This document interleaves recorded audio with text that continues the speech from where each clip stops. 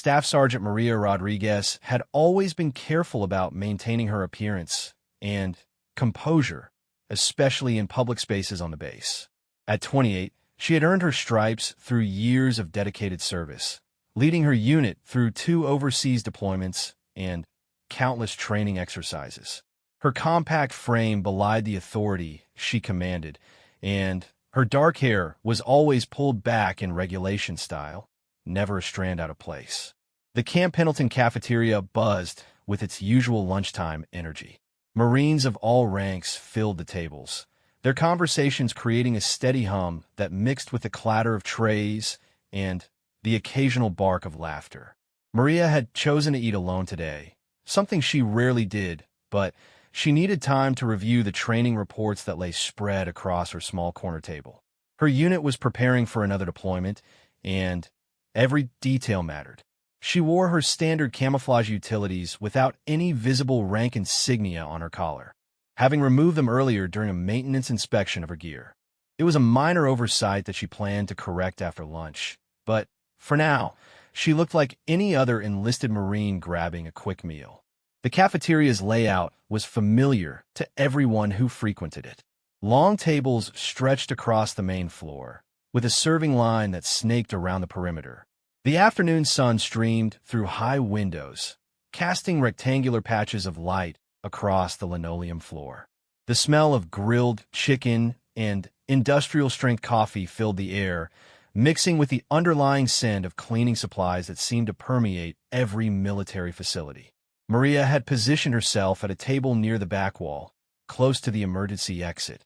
Old habits died hard, and she always preferred to have her back to a wall and a clear view of the room. Her tray contained the standard fare: a grilled chicken breast, steamed vegetables that had seen better days, and a roll that could probably double as a weapon if needed. She ate methodically while scanning through incident reports, her pen making occasional notes in the margins. Lance Corporal Jake Thompson was having the kind of day that made him question his life choices. At 19, he was still adjusting to military life after growing up in small-town Nebraska. His lanky frame and boyish face made him look even younger than his years, something that had earned him more than his share of ribbing from the other Marines in his platoon. Jake had been assigned to kitchen duty as punishment for showing up late to morning formation 3 times in the past 2 weeks. His sergeant had made it clear that punctuality was not optional, and Jake was still learning that military time meant arriving 15 minutes early to everything. The kitchen duty was supposed to teach him responsibility, but mostly it was teaching him that he was terrible at balancing multiple plates while navigating crowded spaces. He had been tasked with clearing tables and resetting them for the next wave of diners.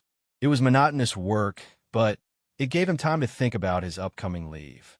His girlfriend, Sarah, was expecting him home for her birthday next weekend, and he had already planned the perfect surprise. He would take her to that little restaurant overlooking the lake where they had their first date, and then maybe catch a movie afterward. Lost in thoughts of home and romance, Jake failed to notice the water that had spilled near one of the tables. Some Marine had knocked over a glass, and either hadn't noticed or hadn't bothered to clean it up properly. The small puddle was nearly invisible on the dark floor, just waiting for an unsuspecting victim. As Jake approached Maria's table with a stack of clean plates, his mind was miles away.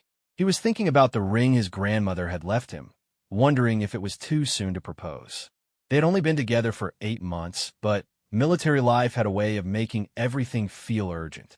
He barely registered the woman sitting alone at the corner table, her head down over some paperwork. The collision happened in slow motion, the way accidents often do. Jake's foot hit the water, and his ankle turned sideways. His arms windmilled as he fought for balance, but physics had already taken control. The stack of plates in his hands seemed to float for a moment before gravity reasserted its authority. Maria looked up just in time to see a blur of green camouflage and white ceramic heading directly toward her. She had quick reflexes honed by years of training, but there was no time to get out of the way. Jake crashed into her table with the full weight of his body, sending her tray flying and her carefully organized papers scattering like startled birds. The sound of the impact echoed through the cafeteria. Plates shattered against the floor with sharp, staccato cracks. Maria's chair tilted backward, and she grabbed the edge of the table to keep from falling. Her coffee mug hit the ground and exploded, sending hot liquid splashing across her boots and the bottom of her pants. For a moment, the entire cafeteria fell silent. Every conversation stopped as heads turned toward the commotion. Then, gradually, the normal sounds resumed as people realized it was just an accident and not some kind of emergency. Jake found himself sprawled across the table, his face inches from Maria's training reports, which are now decorated with various food stains. A piece of grilled chicken had somehow ended up on his shoulder, and there was what looked like mashed potatoes in his hair. He could feel the heat rising in his cheeks as he realized that half the cafeteria was staring at him. "Oh man, I'm so sorry." Jake scrambled to get up, his voice cracking slightly with embarrassment.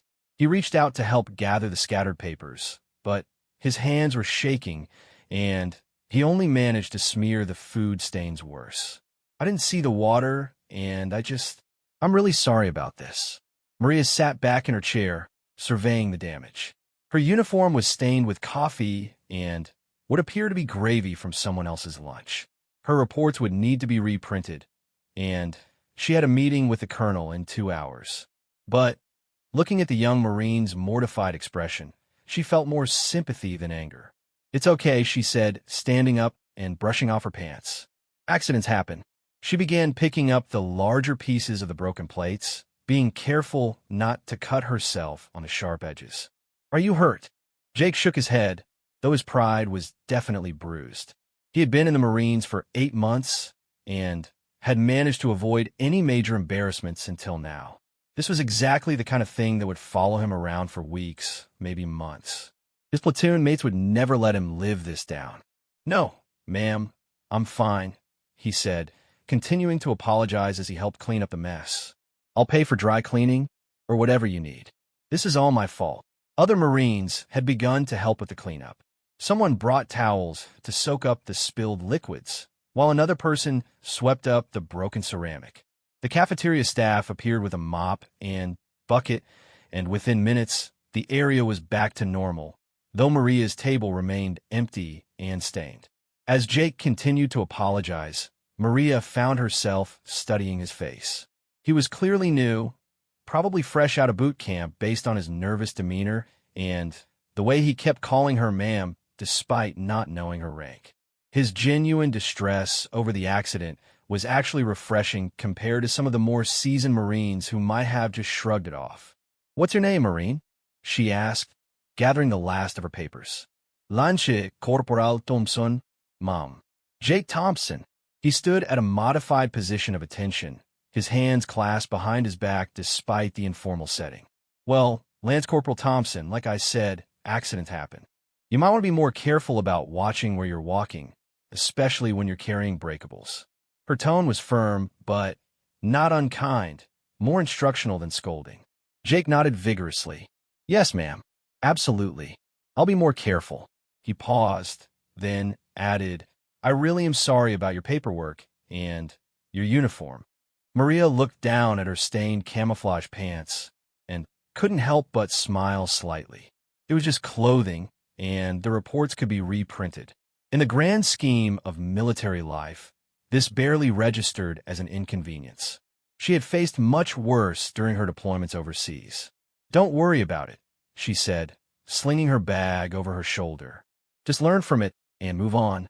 As she walked away, Jake watched her go, feeling grateful for her understanding, but still mortified by the whole incident.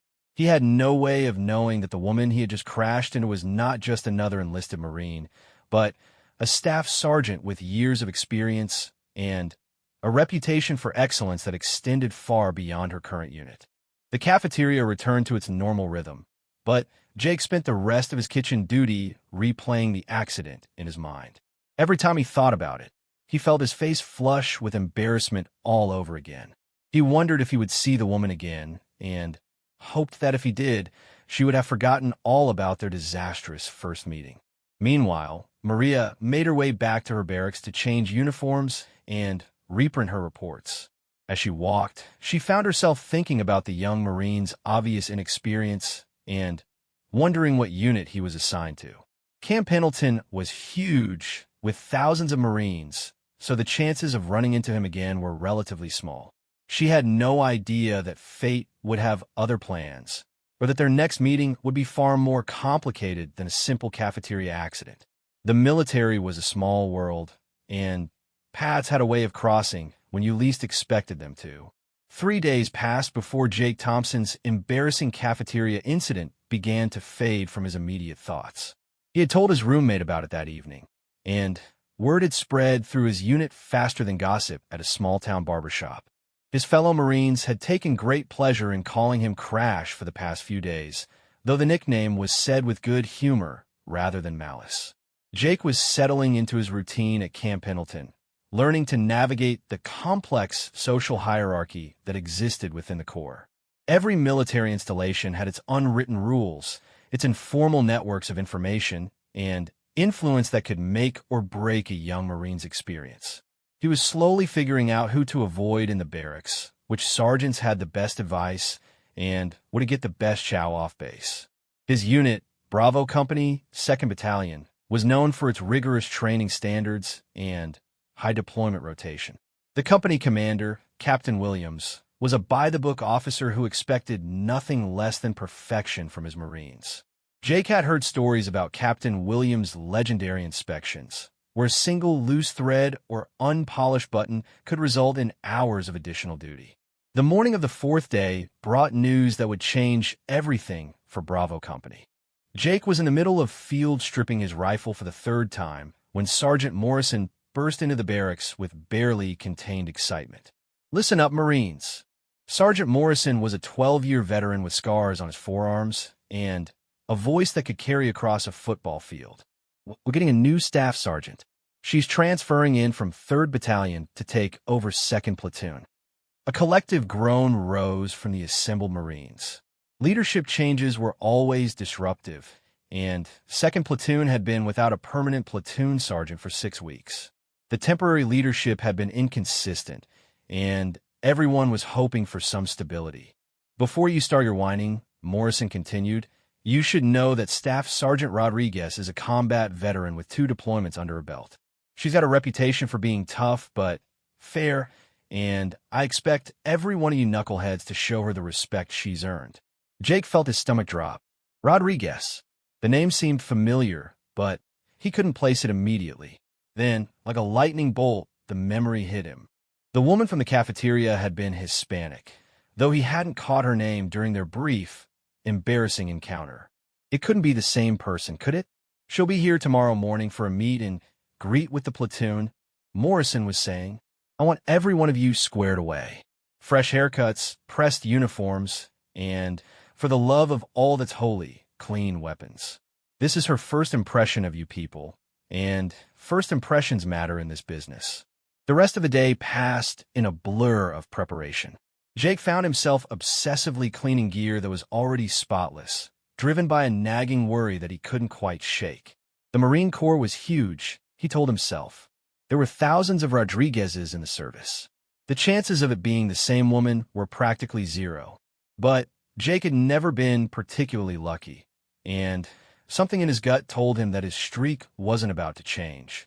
That evening, he called Sarah from the phone bank outside the barracks.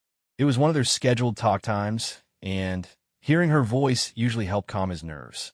She was a sophomore at the University of Nebraska, studying to be a teacher, and her gentle personality was a perfect counterbalance to the intensity of military life. "You sound stressed," Sarah said after they had exchanged pleasantries. "Is everything okay?" Jake hesitated. How could he explain his anxiety without sounding paranoid? "We're getting a new platoon sergeant tomorrow. Just want to make a good impression, you know?" "You will," Sarah said with the confidence that only someone who loved you could have. "You're a good Marine, Jake. Don't let anyone tell you otherwise." Her faith in him was both comforting and terrifying.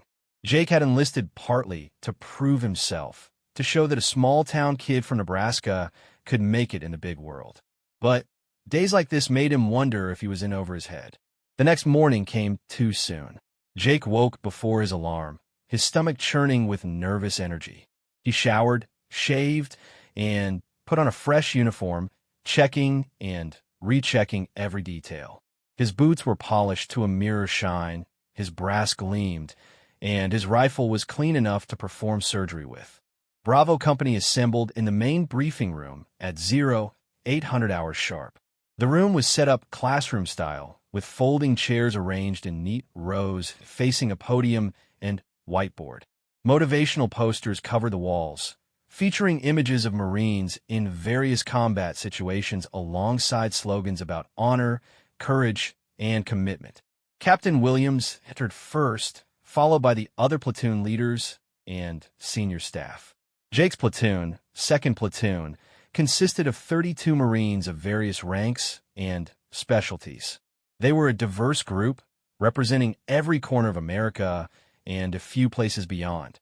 Some are fresh out of boot camp like Jake, while others were seasoned veterans counting down the days to retirement. "Attention on deck," someone called out, and the room snapped to perfect stillness. Captain Williams approached the podium with military precision. He was a tall, lean man with graying temples and eyes that seemed to see everything. His uniform was immaculate, and he carried himself with the quiet confidence that came from years of leadership experience. "Good morning, Marines," Captain Williams began. "Today marks an important milestone for 2nd Platoon. After 6 weeks without permanent leadership, we're finally getting a platoon sergeant who can whip you people into shape." A few nervous chuckles rippled through the ranks before dying quickly under the captain's gaze. "Staff Sergeant Rodriguez comes to us with an impressive record," Williams continued. "2 combat deployments, multiple commendations for leadership under fire, and a reputation for excellence that precedes her. She's exactly what this platoon needs." Jake felt his palms growing sweaty as the captain continued his introduction. Every word seemed to confirm his worst fears. The description matched what he remembered of the woman from the cafeteria, though he still held onto a sliver of hope that he was wrong. "I expect every Marine in 2nd Platoon to give Staff Sergeant Rodriguez the respect and attention she deserves," Williams said. "Your success is her success, and her success reflects on this entire company. Don't let me down." The door at the back of the room opened, and Jake's heart stopped. Walking through the doorway with confident strides was the same woman he had crashed into 3 days earlier. She looked exactly as he remembered, compact but commanding, with dark hair pulled back in regulation style, and intelligent eyes that missed nothing. Staff Sergeant Maria Rodriguez made her way to the front of the room, her bearing radiating authority and competence. She wore her rank insignia prominently on her collar, and Jake could see various ribbons and awards decorating her chest. This was clearly a Marine who had earned her stripes the hard way. Jake slumped slightly in his chair, feeling the weight of his situation settling over him like a lead blanket.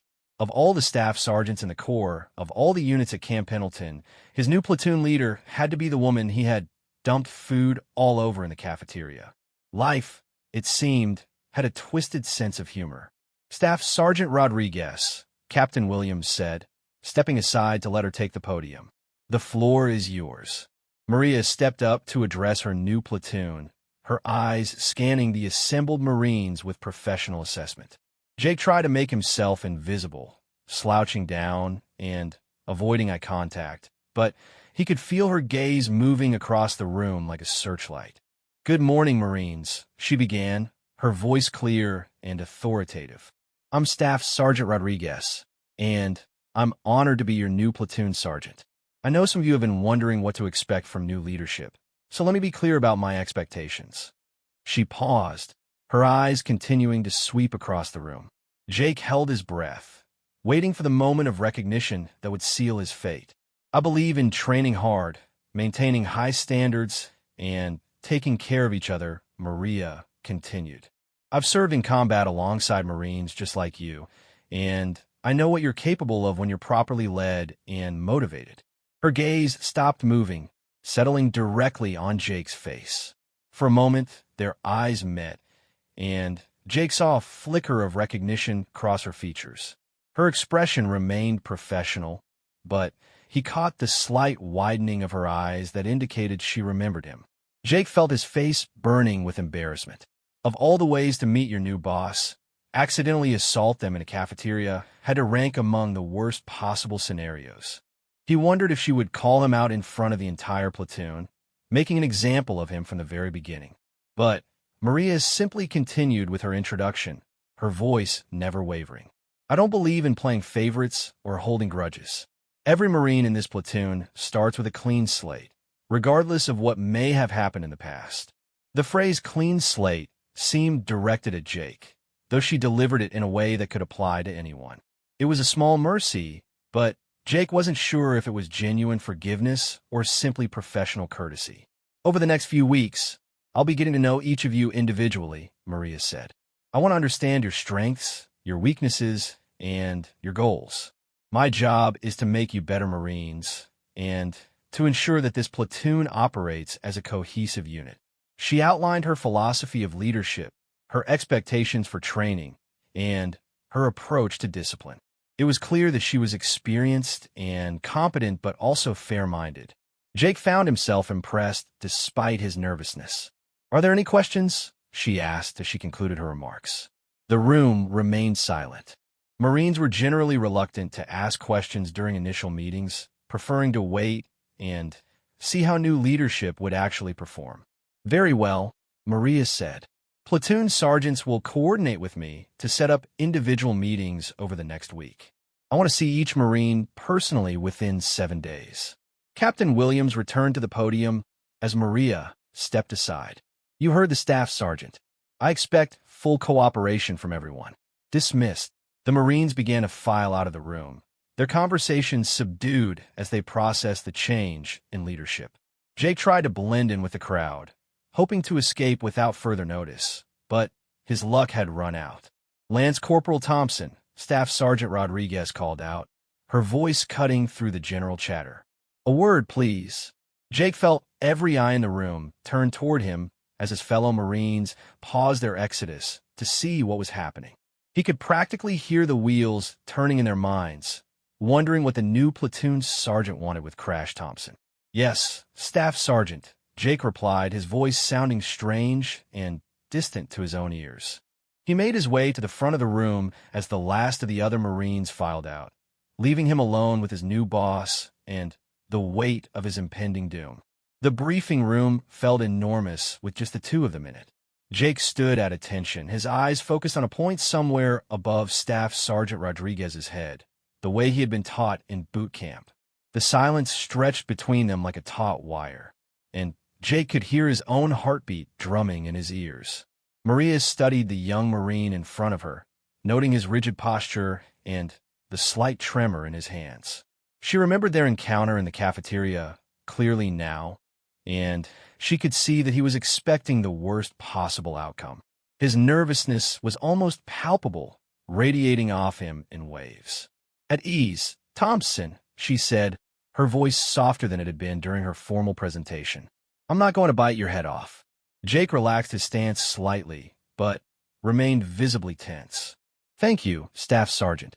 Maria walked over to one of the chairs and sat down, gesturing for Jake to do the same.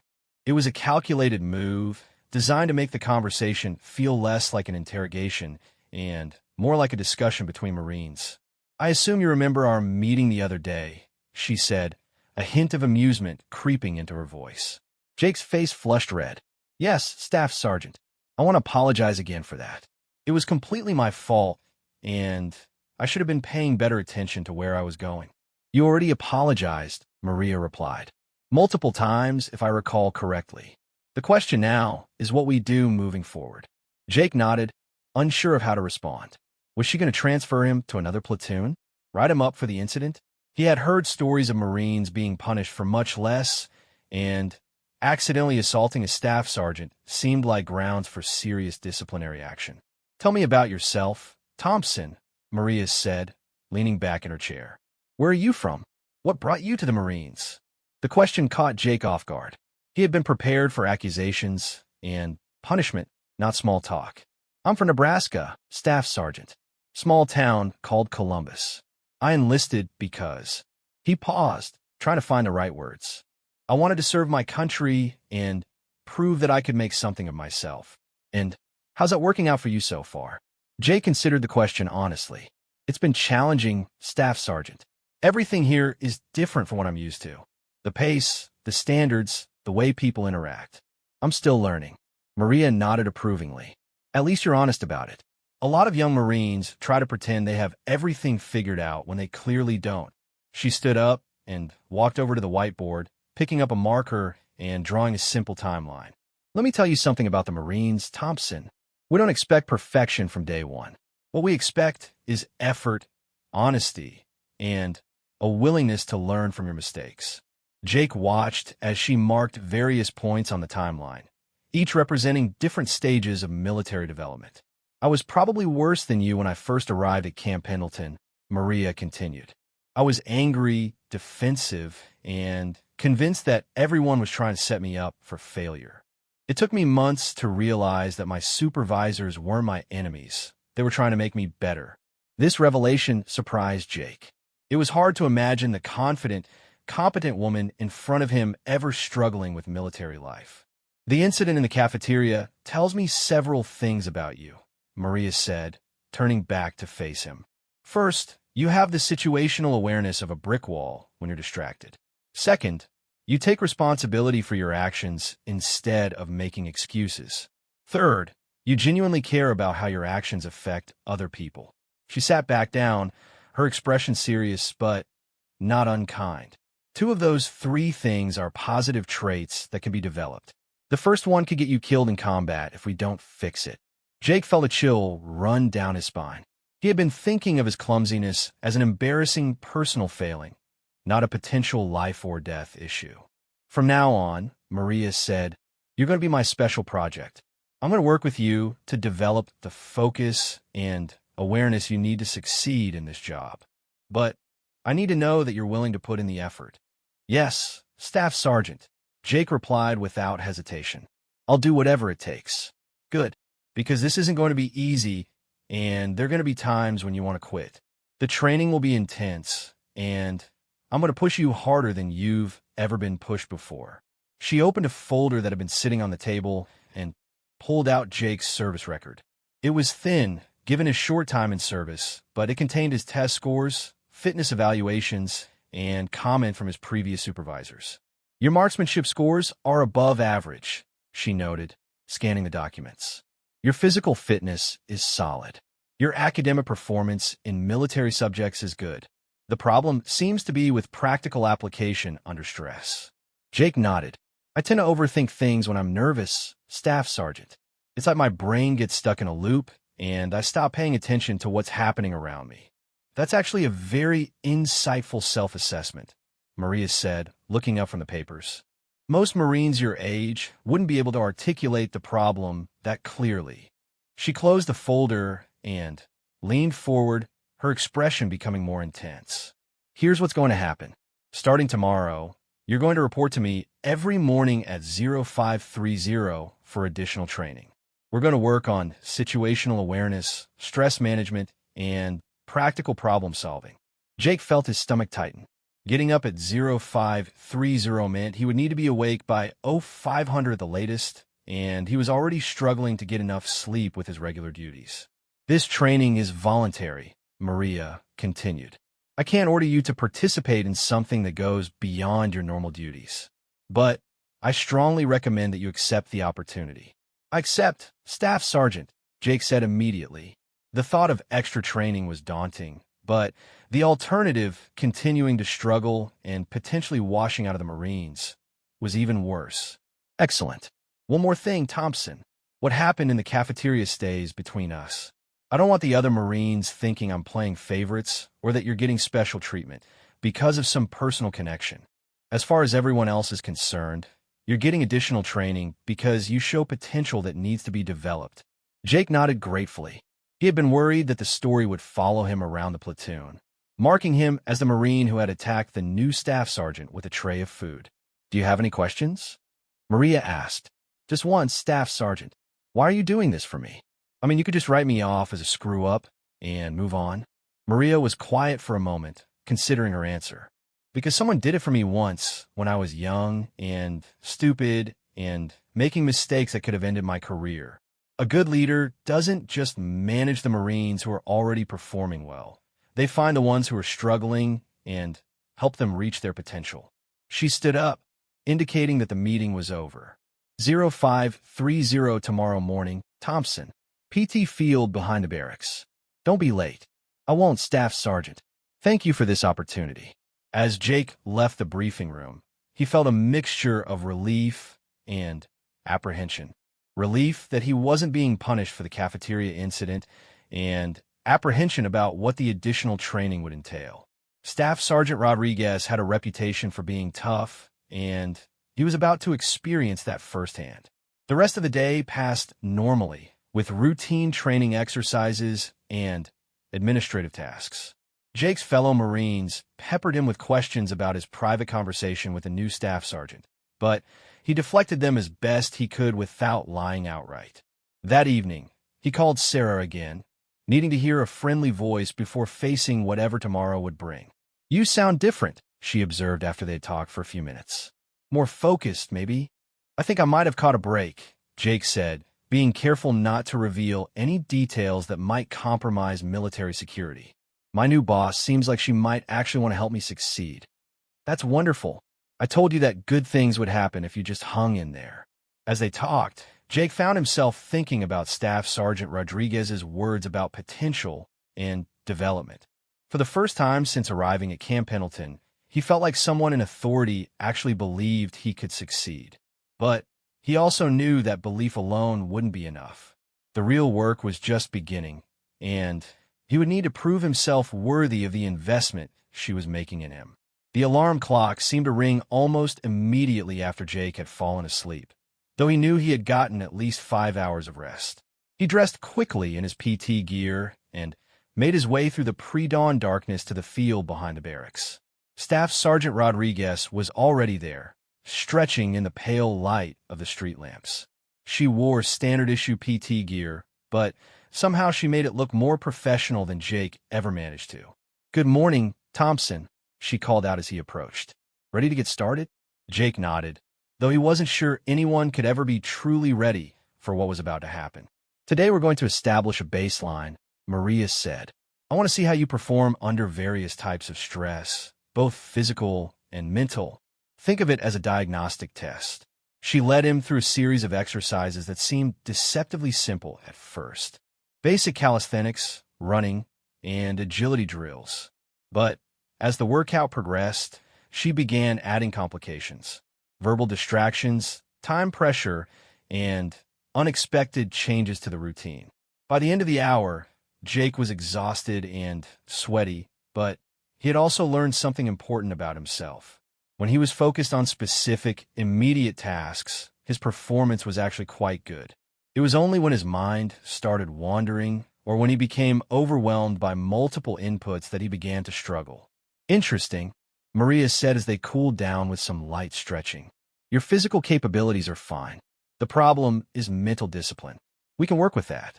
As they walked back toward the barracks, Jake felt a strange sense of optimism. For the first time since joining the Marines, he felt like he had a clear path forward and someone who was genuinely invested in helping him succeed. He had no way of knowing that this was just the beginning of a journey that would test everything he thought he knew about himself and his capabilities. 3 weeks into their morning training routine, Jake Thompson was beginning to feel like a different person.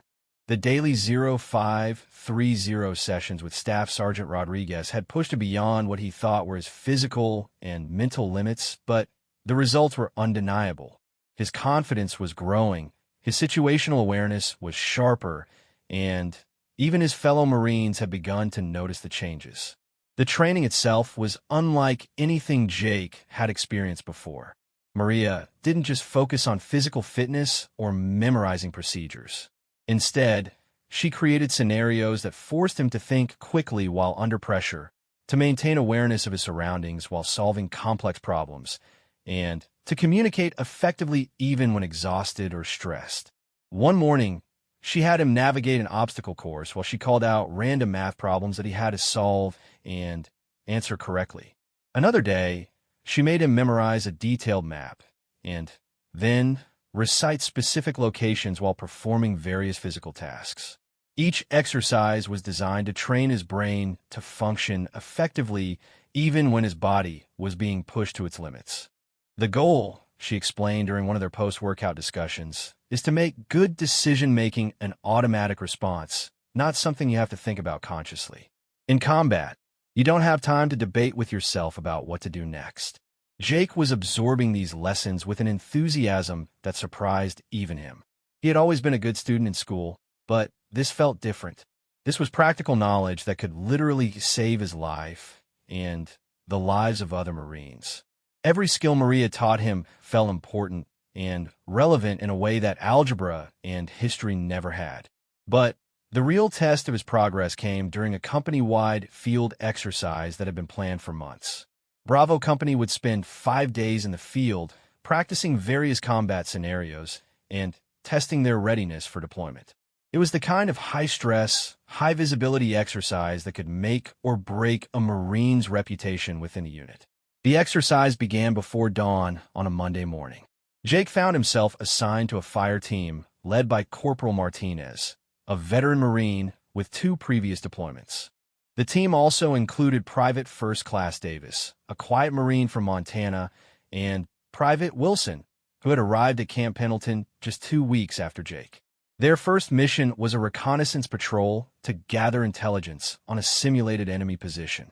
It sounded straightforward enough, but Jake had learned that nothing in the Marines was ever as simple as it initially appeared. The team moved out under the cover of darkness, navigating through rough terrain using night vision equipment. Jake found himself automatically scanning their surroundings, noting potential threats and escape routes, tracking the positions of his teammates, and monitoring their radio communications. The training with Staff Sergeant Rodriguez was paying off in ways he hadn't expected. 2 hours into the patrol, they encountered their first complication. Corporal Martinez received word over the radio that their planned route was compromised and they needed to find an alternate path to their objective. It was exactly the kind of situation that would have overwhelmed Jake just a month earlier, but now he found himself thinking clearly about their options. "There's a creek bed about 200 meters to our east," Jake whispered to Martinez. "It runs roughly parallel to our original route and should provide good concealment." Martinez looked at him with surprise. Jake rarely offered tactical suggestions, and when he did, they were usually hesitant and uncertain. This observation was delivered with quiet confidence. "Good thinking, Thompson," Martinez replied. "Take point and lead us there." Taking point meant walking at the front of the formation, responsible for navigating and watching for threats. It was a position of trust that Jake had never been given before, and he felt a surge of nervous excitement as he moved to the front of the group. The terrain was challenging, with loose rocks and hidden obstacles that could easily trip up an unwary Marine. But Jake found himself moving with a fluid confidence that came from weeks of early morning training. His feet seemed to find secure footing automatically, and his eyes were constantly scanning ahead for both threats and navigation landmarks. When they reached the creek bed, Jake signaled for the team to halt while he scouted ahead. The stream bed was dry, providing excellent concealment, and it led directly toward their objective. But about 50 meters ahead, Jake spotted something that made him freeze. There were fresh footprints in the sandy bottom of the creek bed. Someone else had been through here recently, and the prints were clearly from military boots. The enemy force they were supposed to be reconnoitering had apparently used the same route that Jake had suggested. Jake immediately signaled for the team to take cover and made his way back to Martinez to report what he had found. The corporal studied the footprints through his binoculars and nodded grimly. "Looks like they've been using this route regularly," Martinez whispered. "This could be valuable intelligence, but we need to be extra careful. They might have set up an ambush along here." The team spent the next hour carefully moving through the creek bed, with Jake maintaining his position at point. His senses were heightened to an almost supernatural degree, picking up on subtle changes in the environment that might indicate danger. The training with Maria had taught him to trust his instincts, and right now those instincts were telling him that something wasn't right. When they reached a bend in the creek bed, Jake held up his hand to signal a halt. Something about the way the shadows fell across the path ahead looked wrong. He studied the area carefully, trying to identify what was bothering him. Then he saw it. A thin wire stretched across the creek bed at ankle height, almost invisible in the dim light. It was connected to a simulated explosive device that would have killed anyone who triggered it during the exercise. Jake carefully marked the location of the tripwire and led the team around it, adding its position to their intelligence report. When they finally reached their observation point overlooking the enemy camp, they had gathered far more information than anyone had expected. The enemy position was larger and more sophisticated than the briefing materials had suggested. Jake counted at least 15 soldiers, 3 vehicles, and what appeared to be a command post with sophisticated radio equipment. More importantly, he identified 3 separate patrol routes that the enemy was using, including the creek bed they had just navigated. As they settled in to observe and gather additional intelligence, Corporal Martinez pulled Jake aside. "I don't know what's gotten into you lately, Thompson, but whatever it is, keep it up," Martinez said quietly. "That was some outstanding work today. You probably saved us from walking into that tripwire, and your route selection was spot on." Jake felt a warm glow of pride at the praise, but more than that, he felt a sense of belonging that he had never experienced before. For the first time since joining the Marines, he felt like he was actually contributing something valuable to his team. The rest of the field exercise continued to go well for Jake. His newfound confidence and skills served him well in a variety of scenarios, from urban combat simulations to vehicle patrols. His teammates began to rely on him for navigation and tactical observations, and his reputation within the platoon started to shift from the guy who crashes into people to Thompson knows his stuff. But the real validation came on the final day of the exercise, when the company gathered for an after-action review. Captain Williams stood before the assembled Marines, discussing the lessons learned and highlighting exceptional performances. "I want to particularly commend 2nd Platoon's Alpha Team for their outstanding reconnaissance work during the initial phase of the exercise," Captain Williams announced. "Their intelligence gathering exceeded expectations and provided valuable information that influenced our tactical planning for the remainder of the operation." Jake felt his heart racing as the captain continued. Lance Corporal Thompson's navigation and observation skills were particularly noteworthy.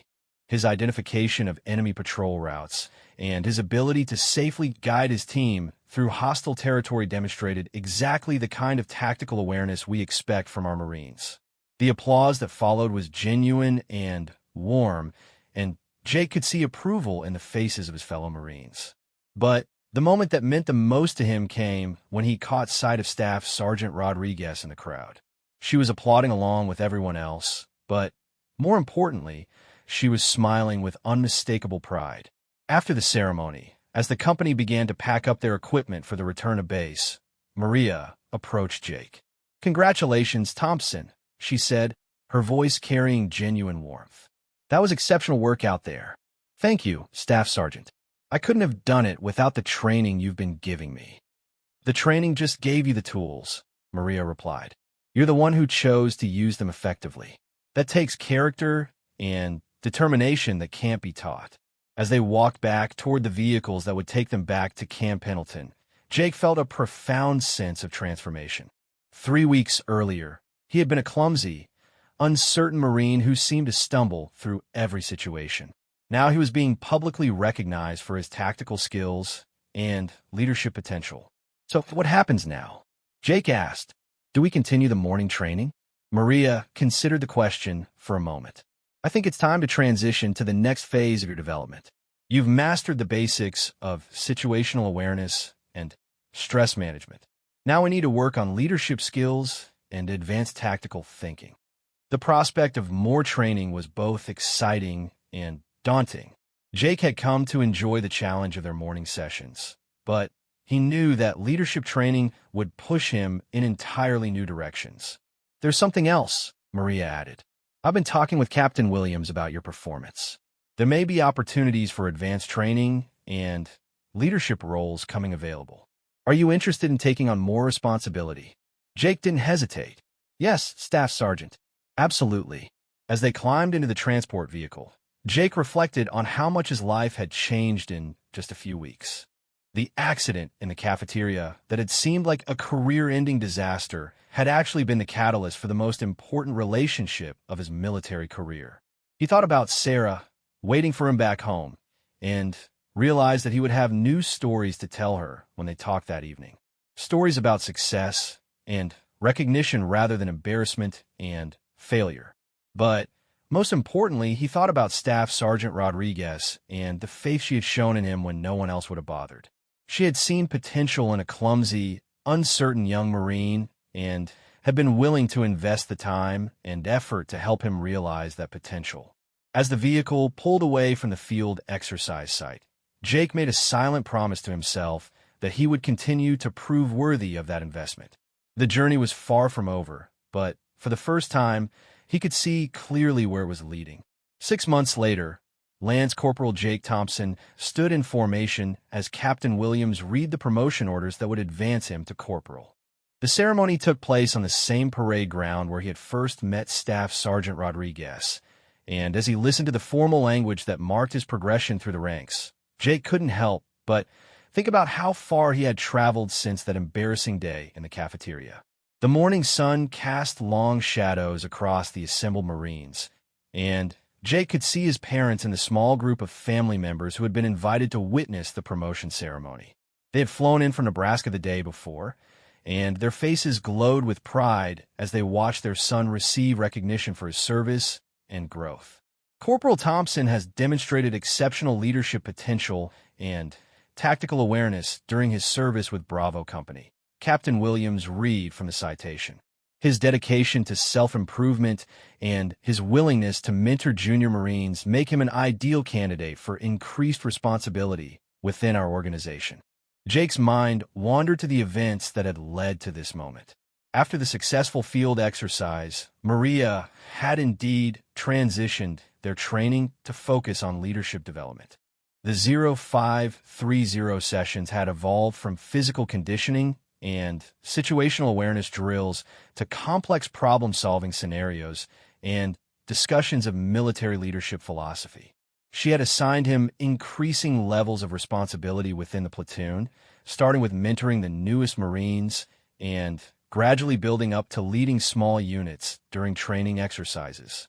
Each challenge had pushed him further outside his comfort zone, but the foundation of confidence and competence they had built together made it possible for him to rise to meet each new expectation. The breakthrough moment had come during a training exercise 3 months earlier.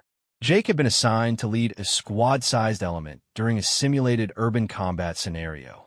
The exercise had gone wrong almost immediately when 2 of his Marines were wounded by a simulated enemy fire, leaving him with reduced manpower and a mission that suddenly seemed impossible. Old Jake would have panicked, becoming overwhelmed by the cascade of problems and failing to adapt to the changing situation. But the Jake who had emerged from months of intensive training with Staff Sergeant Rodriguez remained calm and analytical. He quickly reorganized his remaining Marines, developed a new plan of attack, and successfully completed the mission while ensuring that his wounded team members received proper medical attention. The exercise observers have been impressed not just with his tactical decisions, but with his ability to maintain team morale and confidence even under severe stress. It was the kind of performance that marked a Marine as having true leadership potential. Corporal Thompson, Captain Williams said, stepping forward with a new rank insignia, "Do you solemnly swear to support and defend the Constitution of the United States against all enemies, foreign and domestic?" "I do, sir," Jake replied, his voice steady and confident, as the captain pinned the new chevrons to Jake's uniform. Replacing the single stripe of a lance corporal with the 2 stripes of a corporal, Jake felt the weight of the additional responsibility settling onto his shoulders. It was a good weight, the kind that came with earned authority rather than arbitrary assignment. After the ceremony, there was a small reception in the company area. Jake's parents mingled with his fellow Marines, sharing stories and getting a glimpse into the military life their son had chosen. His father, a retired factory worker, seemed particularly impressed by the respect that Jake's colleagues showed him. "I have to admit," his father said during a quiet moment, "I wasn't sure you'd stick with this when you first enlisted. You were always a bit scattered, jumping from one thing to another. But this place has really straightened you out." Jake smiled at the observation. His father wasn't wrong about his scattered nature in high school. He had started and abandoned numerous projects and interests, never quite finding something that held his attention long enough to develop real expertise. The Marines had changed that, giving him not just discipline but a sense of purpose that made the hard work feel worthwhile. "It helps when you have good people showing you the way," Jake replied, glancing over to where Staff Sergeant Rodriguez was talking with his mother.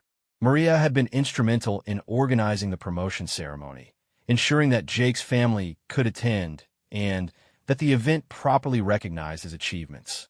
She had also written a letter of recommendation that had been crucial in securing his promotion ahead of the normal timeline. During the reception, Jake overheard his mother talking with Maria about his transformation. "I honestly didn't recognize him when he came home on leave last month," his mother was saying. "He carries himself differently now, more confident, more purposeful. Whatever you've done with him, I can't thank you enough." Maria's response was characteristically modest. "Jake did the hard work himself, ma'am. All I did was provide some guidance and opportunities. The character and determination were already there. They just needed to be developed." Later that evening, after his parents had returned to their hotel and the official celebrations were over, Jake found himself alone with Maria in the company office. She was finishing up some paperwork related to his promotion, and he was organizing his personal effects to move to the NCO quarters where corporals were housed. "So how does it feel?" Maria asked, looking up from her paperwork. "Surreal," Jake replied honestly. "6 months ago, I was worried about washing out of the Marines completely. Now I'm a non-commissioned officer with my own responsibilities and authority. It doesn't seem real yet." "It's real," Maria assured him, "and you've earned every bit of it. But I want you to remember something important. Rank is just the beginning. Real leadership isn't about the stripes on your sleeve or the authority that comes with your position. It's about serving the Marines under your command and helping them reach their own potential." Jake nodded, understanding the deeper meaning behind her words. He had benefited enormously from having a leader who was willing to invest time and effort in his development, and now he would have the opportunity to do the same for other Marines. "I've been thinking about that," Jake said. "There's a new Marine arriving next week, straight out of boot camp, apparently struggling with confidence issues. I was wondering if I could take him under my wing the way you did with me." Maria smiled. "I was hoping you'd say something like that. Leadership development is a continuous cycle. The best leaders are the ones who understand that their success is measured not just by their own achievements, but by the success of the people they lead." She pulled out a folder from her desk drawer and handed it to Jake. Inside were training materials, exercise plans, and development strategies that she had refined during their months of working together. "These are the materials I used to design your training program," she explained. "I've been adapting and improving them based on what we learned together. You might find them useful when you start working with other Marines." Jake flipped through the folder, recognizing many of the exercises and scenarios that had been so crucial to his own development. The fact that Maria was sharing these materials with him felt like a tremendous vote of confidence in his potential as a leader. "Thank you," he said, and the words carried weight beyond their simple meaning. He was thanking her not just for the training materials, but for everything she had done to transform him from a struggling enlisted Marine into a confident non-commissioned officer. "There's one more thing," Maria said, her expression becoming more serious. "I recommended you for the Corporal's Leadership course at Quantico. It's a competitive program, but your performance over the past 6 months has been exceptional.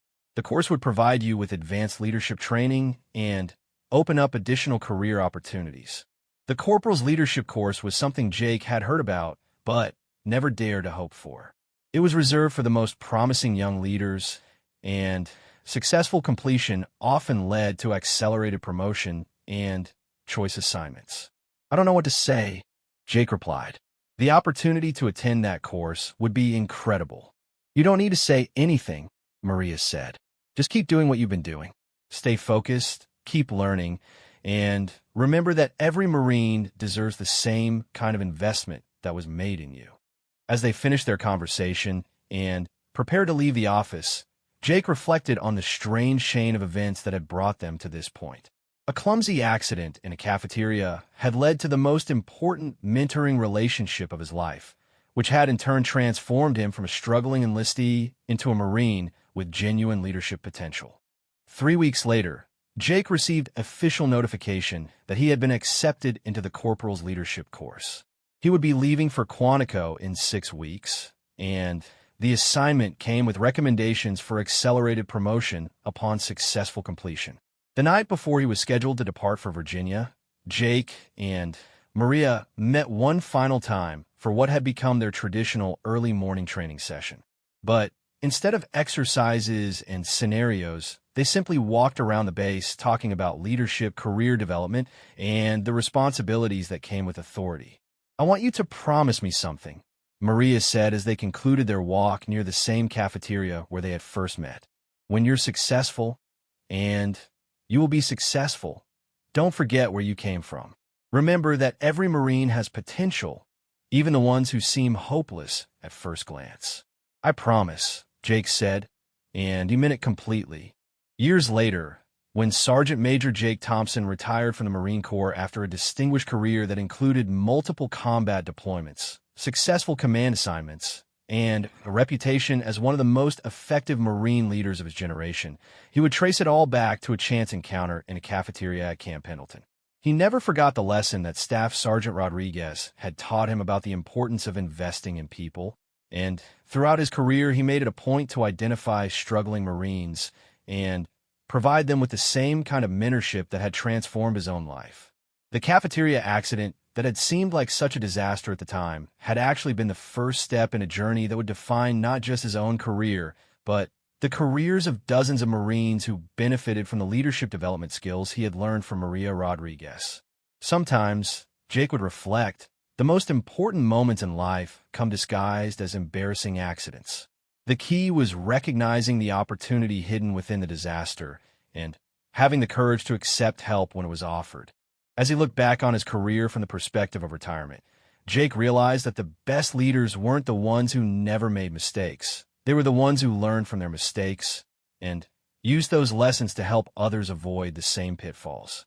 The young Marine who had crashed into a table full of food had grown into a leader who understood that true strength came not from never falling down, but from helping others get back up when they stumbled. It was a lesson worth learning, even if it came at the cost of some spilled coffee and a few broken plates.